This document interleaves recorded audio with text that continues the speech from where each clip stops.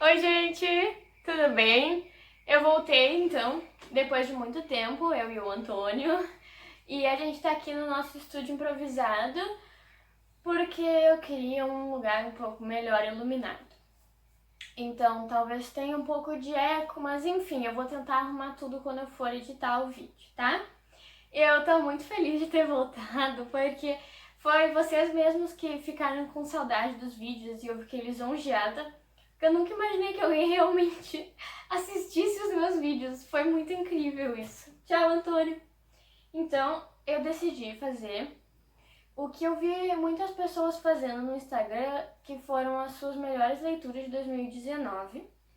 Eu separei 5 e deixei para falar sobre e deixei alguns de menção honrosa, então, só para serem citados. Eu achei que seria muito ruim fazer isso no Instagram porque eu ia querer falar bastante de cada livro, mas eu vou tentar não deixar o vídeo muito comprido, tá? Então, um dos primeiros livros que eu li no ano de 2019 foi o Drácula. Eu ganhei de Natal do meu namorado, esse é a Dark Edition da Dark Side, tá?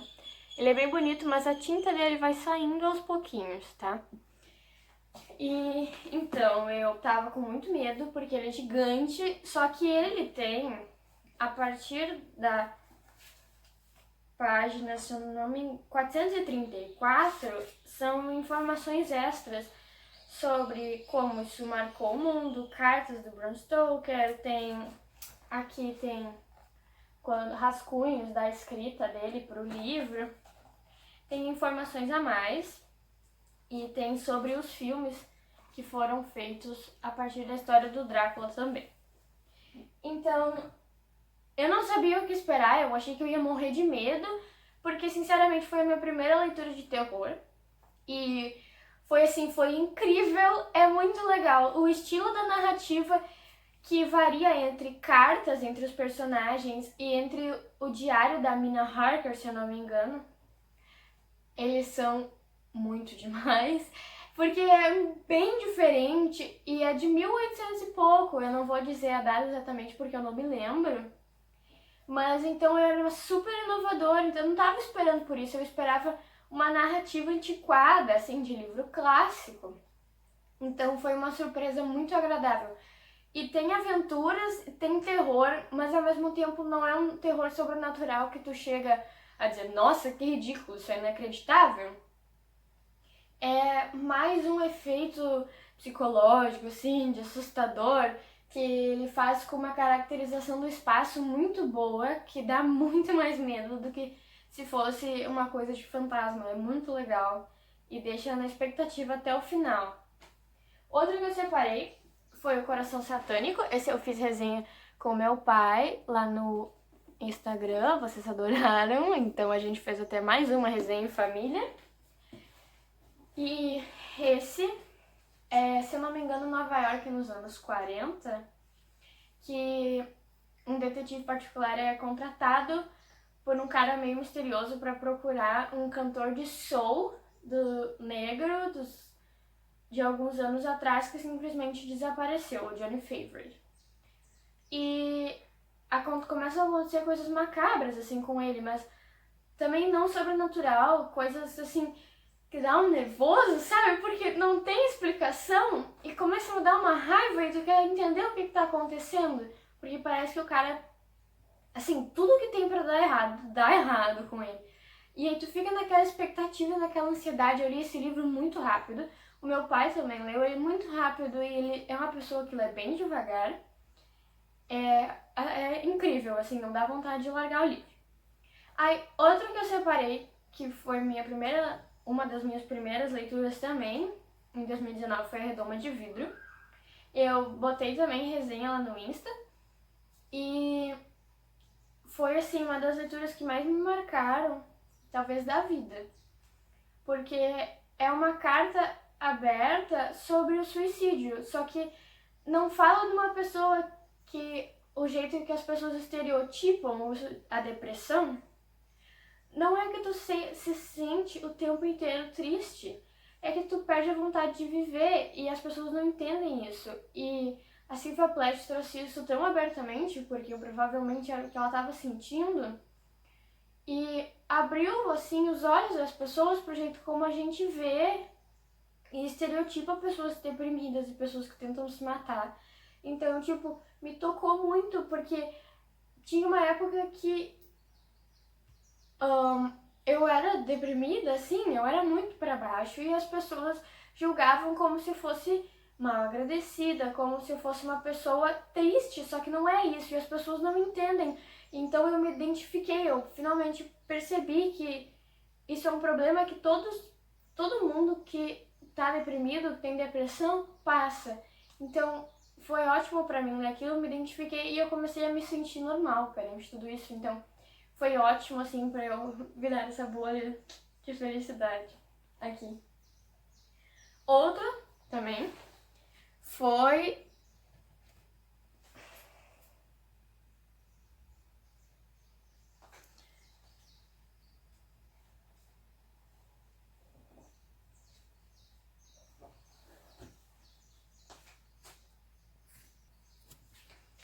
outra também da Dark Side foi Psicose, que eu não tenho aqui, mas também tem resenha lá no Insta, que eu emprestei pro meu amigo e acho que foi um dos melhores livros que eu já li. Eu sentei e li o livro inteiro em um dia, porque dá uma ansiedade, assim, quer saber o que tá acontecendo?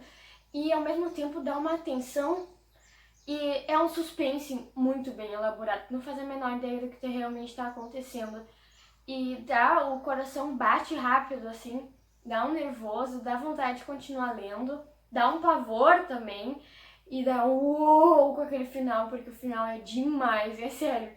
Foi o melhor final de todos, e mesmo pra quem já viu o filme, é bem diferente, é bem mais elaborado. Eu olhei o filme depois, eu nunca tinha visto, e não perde a graça se tu já sabe a história, porque é bem mais elaborado, apesar do livro não ser muito grande. E a edição da Dark Side eu acho muito boa. Tem fotos do filme, assim, fotos das cenas icônicas. E ele é todo trabalhadinho por dentro, é lindo. E vale a pena ter esse livro, porque ele é muito, muito bom, tá? Outro que eu separei, esses dois aqui, eu separei porque foram leituras que fugiram muito da minha zona de conforto. Os dois são, inclusive, brasileiros. Viva a literatura nacional! Esse do Felipe Castilho é um autor que está começando. Ele vai muitos nas CCXP, acho que é esse o nome. E eu já vi muitas pessoas que vão nesses eventos que conheceram ele antes de conhecer os livros dele. Ele tem 2 livros, eu já li os 2, eu fiquei muito fã. Esse é de fantasia, é sobre um povo que tenta fugir de um reino opressor que tem, que é como se fosse um mundo pós-apocalíptico, só que não são seres humanos, são seres mágicos, são seres diferentes, é como se fosse o Senhor dos Anéis brasileiro. Eu achei uma versão melhorada de Game of Thrones, até porque ele consegue resolver as coisas nisso aqui, não em 5 livros gigantescos. Ele deixa, sim, um final em aberto. E então eu tô muito ansiosa mesmo pra continuação, porque dá vontade de continuar lendo. Tem até o mapinha do mundo fictício que o Felipe criou. Unterá, que é o nome. É incrivelmente lindo esse desenho. A trama é bem feita, bem desenrolada e não tem gaps no meio da história. E eu comecei não dando muita fé, porque eu não gosto muito de literatura brasileira, mas foi... Literatura brasileira não, desculpa, de literatura de fantasia, porque é tanta gente, é tanto nome, e eu acabo me perdendo. Foi o que aconteceu quando eu li Game of Thrones, só que aí eu percebi que o George R. R. Martin talvez tenha exagerado um pouquinho nos livros dele. Porque esse aqui eu achei na medida certa, tá perfeito. E é muito, muito gostoso de ler, sério. Fica a dica, Ordem Vermelha. E foi também meu primeiro autor que eu conheci que não era uou, famosíssimo, sabe? Que tava no início. E o Holocausto Brasileiro. Eu gosto de ler não ficção, mas esse foi escrito por uma repórter, a Daniela Arbex. É para ser um livro-reportagem, se eu não me engano. E conta a história dos hospícios em se eu não me engano, esse é em Barbacena, em Minas Gerais. Faz tempo que eu li também, foi no início do ano.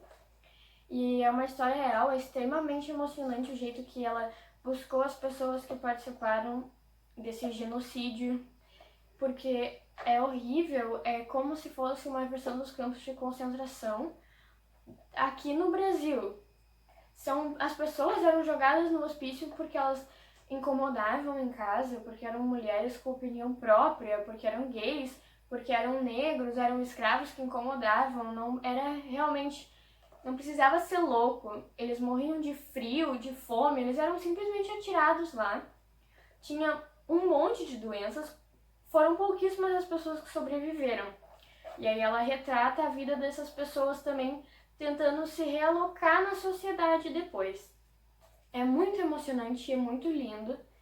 Eles são sobreviventes e eu acho que é uma coisa necessária da gente ver, porque não é um assunto muito valorizado.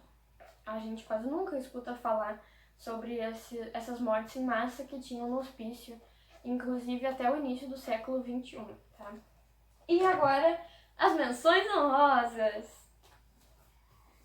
O Continente, volume 1, um clássico gaúcho que eu nunca tinha lido, que vergonha de mim mesma. The Dirt, a biografia do Motley Crue, foi minha primeira leitura em inglês. Beatles, 1966, esse tem resenha lá no Insta, e foi, de longe, uma leitura maravilhosa pra mim. Eu acho que eu fiquei com ressaca até, depois que eu terminei. Muito indico pra quem é fã dos Beatles e também pra quem quer ler uma biografia muito legal. E meu primeiro livro, do Mia Couto, O Fio das Miçangas, também tem resenha. São contos lindos sobre o lado bom da vida, é muito bonito. Eles se entrelaçam, eles dão vontade de viver, eles fazem a gente ver a felicidade nas pequenas coisas, é bem tocante e eu recomendo demais, sério. É lindo esse livro, muito lindo. Então é isso, meus amores. Muito obrigada por terem assistido até aqui. Beijinho, amo vocês.